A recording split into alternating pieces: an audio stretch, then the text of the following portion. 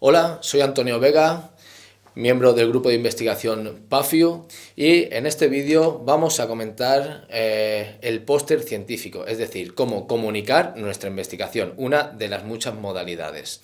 Este vídeo hace referencia a las jornadas COMPRED generadas en la Facultad de Educación sobre investigación.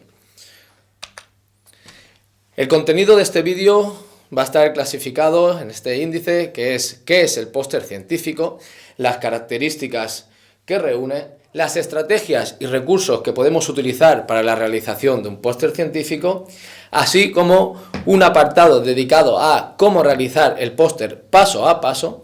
Y además ofreceremos algunas de las herramientas que podéis utilizar, algunas de ellas gratuitas, para la realización del póster. Así, por último, vamos a hacer un breve ejercicio a modo de ejemplo de lo que sí es conveniente realizar en un póster científico y aquello que no es conveniente. De hecho, ustedes mismos podrán ir interactuando conmigo en este pequeño vídeo.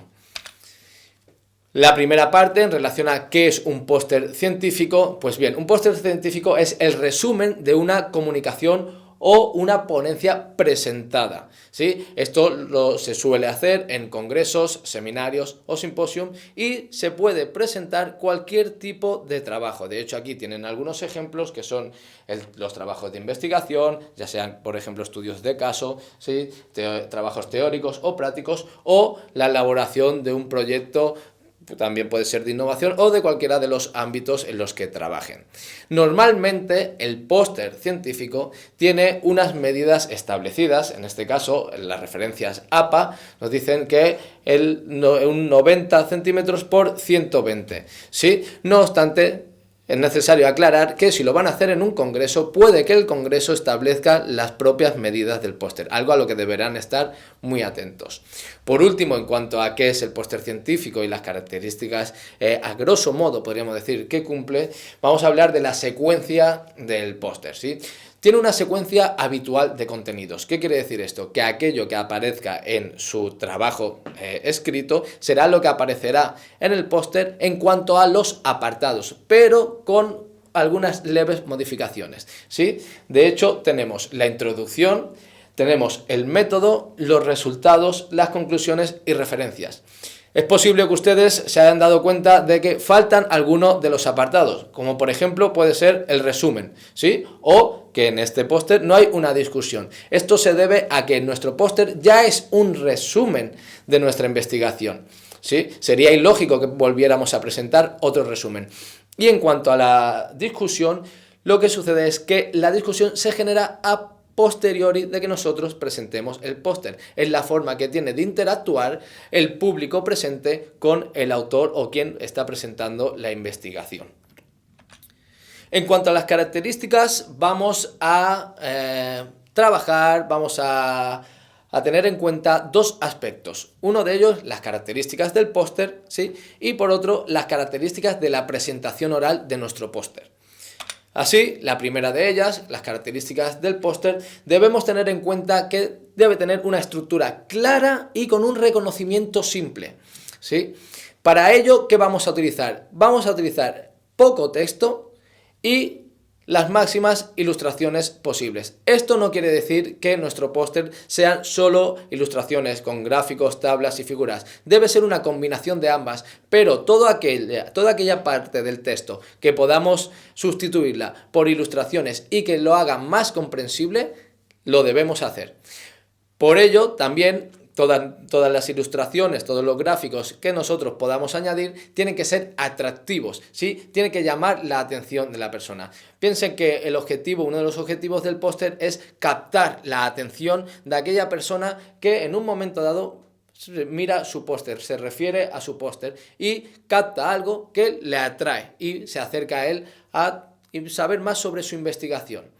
Piensen que existe una parte de presentación oral, pero otra parte en la que el póster va a estar colgado para que se pueda consultar sin que esté presente la persona que lo ha realizado. También una de las características claves es que sea riguroso. ¿Qué queremos decir con esto de riguroso?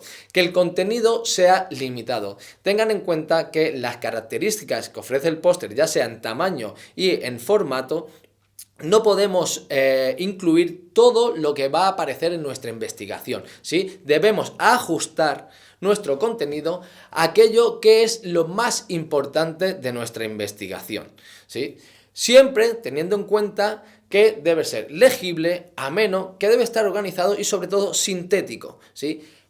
Si queremos ampliar la información, si aquella persona que está leyendo el póster, visualizando nuestro póster, quiere ampliar la información, es necesario que en nuestro póster incluyamos recursos que le permitan obtener más información. ¿Qué tipo de recursos pueden ser estos? Por ejemplo, los recursos pueden ser, pues, nuestra dirección de correo del autor para que se pueda poner en contacto con nosotros. Puede ser un código QR que le lleve a nuestro trabajo o a la página web donde está publicado nuestro proyecto, ¿sí? Un enlace que pueda ir más allá de lo que nosotros estamos presentando, de la información que se da en este póster.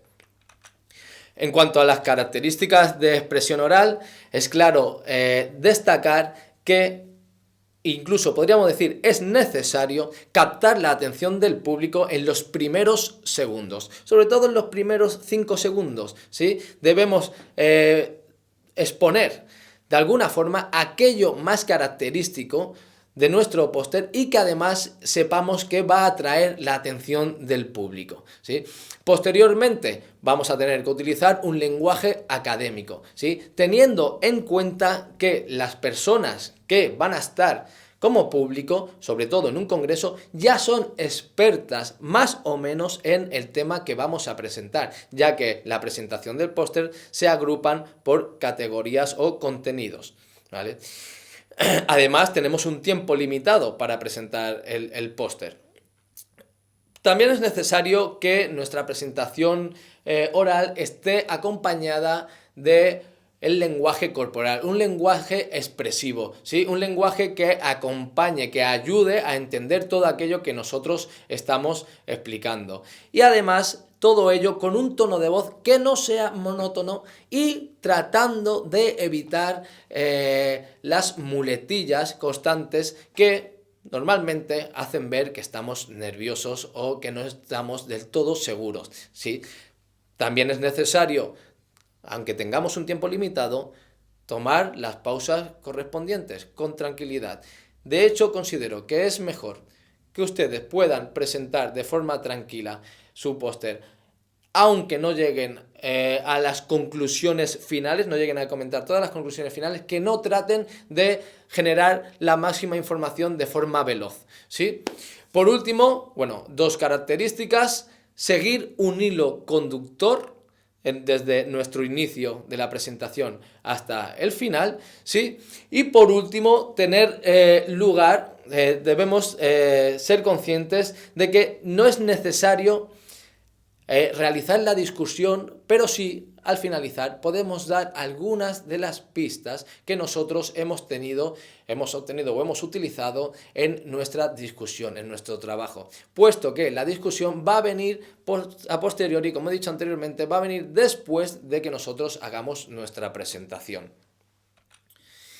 En cuanto a las estrategias y recursos, bien, antes de diseñar el póster debemos tener en cuenta unos aspectos claves. Algunos de ellos ya han sido comentados, como por ejemplo el primero, el público que va a observar el póster o que va a valorar el póster. Un público que ya es conocedor del contenido que vamos a tratar, no de nuestro póster, pero lo que quiero decir es que está familiarizado con nuestro contenido, ¿sí? Por otro lado, tener claro que los objetivos del póster no son los objetivos de la investigación. Y matizo un aspecto. ¿Debemos incluir los objetivos de la investigación en el póster? Sí, obviamente. Pero el objetivo de presentar nuestra investigación en un póster no es el del trabajo que hemos realizado, sino el de alcanzar al máximo público posible de una forma sencilla, de una forma comprensible, ¿sí? y que ello le genere interés en nuestra investigación. También otro de los aspectos que hemos comentado es captar la atención en los primeros 5 segundos, y algo clave y necesario es que nuestra extensión en cuanto a texto escrito no debe superar las 1000 palabras. De hecho, alcanzar las 1000 palabras o estar cerca de ellas ya sería excesivo, como vamos a poder ver en los ejemplos posteriores. Uno de los aspectos también clave, el formato de nuestro póster. Existen distintos formatos. Podemos organizar nuestro póster por módulos, ¿sí? Módulos, ¿a qué nos referimos? Por ejemplo, nos podemos imaginar que están diferenciados por cuadrados, ¿sí? Ubicados en nuestro póster. O bien en columnas. También otra de las formas que tenemos de organizar nuestro póster es el bloque de texto donde se van integrando diferentes gráficas. Otro de los aspectos sería una ilustración central acompañada, es decir, la central debería ser también nuestro gancho para captar al público, acompañada del resto de apartados de la investigación. O, en este punto, tanto como tu creatividad pueda ofrecer al público. En cuanto a la estructura del póster, lo que inicialmente hemos llamado el póster paso a paso, es necesario destacar que debemos poner un título atractivo, pero no más de 15 palabras, ¿sí? Un título que yo pueda leer echando un vistazo y ya pueda acercarme a saber más sobre qué están investigando, ¿sí? Es necesario y no se contempla la realización de un póster sin incluir a los autores o el grupo de investigación. De hecho, tanto los autores como el grupo de investigación ya puede ser el enlace que nos lleve a obtener más información, ¿sí? Entonces, posteriormente, después del título, encontraríamos la introducción, ¿sí? Como aquí ven, debe contemplar cuál es el problema y los objetivos de nuestro trabajo. Seguidamente, el método lo máximo esquemático posible y a poder ser con gráficos, ¿sí? La muestra que hemos utilizado, todos aquellos aspectos que queremos destacar. En los resultados es conveniente que puedan ofrecerlos en forma de gráficos, tablas, figuras, fotos, todo aquello que ilustre nuestro póster y que lo haga más comprensible, como hemos dicho anteriormente, ¿sí? Nos saltamos la parte de discusión y nos vamos a las conclusiones. Conclusiones claras, precisas. No es necesario que introduzcamos cada una de las conclusiones a la que hemos llegado, sino debe ser el resumen de nuestras conclusiones, ¿sí? Donde contrastemos la hipótesis que teníamos o le demos respuesta a la pregunta de investigación. Y por último, sobre todo, debe aparecer si hay alguna fuente de financiación o el logo de la universidad, la organización de la cual somos miembros, de la cual pertenecemos. En cuanto a las herramientas, aquí les mostramos algunas de las herramientas que pueden utilizar para la realización de su póster. Aconsejamos que una de ellas la que podéis acceder sea el Canva. Es una herramienta gratuita online que le permite guardar vuestro proyecto y continuar posteriormente utilizando la misma película, el mismo diseño, todo aquello que estén seleccionando. Además cuenta con multitud de estrategias, iconos que pueden ir utilizando. Por último, vamos a el ejemplo del póster y a ver si somos capaces de reconocer aquellos apartados que difieren de lo que hemos explicado hasta el momento. En este caso, ¿qué es lo que vemos? Podríamos identificar, bien, tenemos el título, no más de 15 palabras, algo correcto, sí, no aparecen los autores, como nos damos cuenta, Este póster de momento no tiene autor, posiblemente lo tiene en la parte de abajo. Tengamos en cuenta que esta es la parte superior del póster, ¿sí? Y vamos a identificar algunos aspectos más. De hecho, ya vemos que hay un grueso de texto que no llamaría la atención de forma directa, ¿verdad? Si seguimos investigando alrededor de esta presentación, podemos ver que tenemos partes que están escritas en inglés y otras partes como el objetivo escrito en castellano, ¿sí? Vamos a ver ahora cuál sería la versión correcta o que más se ajusta a cómo debería ser un póster. De hecho, aquí lo encontramos, ¿sí? Tenemos los autores, tenemos el correo de los autores como enlace para obtener mayor información, todo en el mismo idioma y de hecho incluso en este caso la introducción ya se expone combinando el texto y las ilustraciones, ¿sí? Incluso se han seleccionado los colores, en este caso se está hablando de estrés, pues se está seleccionando el color rojo para identificar aquellos estresores, ¿sí? Es más, en este caso, nuestra introducción ya parte de la explicación que tenemos en la parte de arriba, en la barra, ¿sí? En la que combinamos los learning patterns, ¿sí? Con el contexto universitario. Y vemos que existe un estrés académico entre las formas de aprendizaje y el contexto universitario, ¿sí? De hecho, solo con ilustraciones y la combinación de un breve texto. Esta es la segunda parte del póster, ¿sí? Y volvemos a hacer el mismo ejercicio. Vamos a identificar aquellos aspectos que no se ajustan a el diseño real o como debería ser el diseño del póster, ¿sí? ¿Qué es lo que podemos detectar en este apartado? Nuevamente volvemos a encontrar demasiado texto, ¿sí? Pero además nos olvidamos de un aspecto clave, ¿no?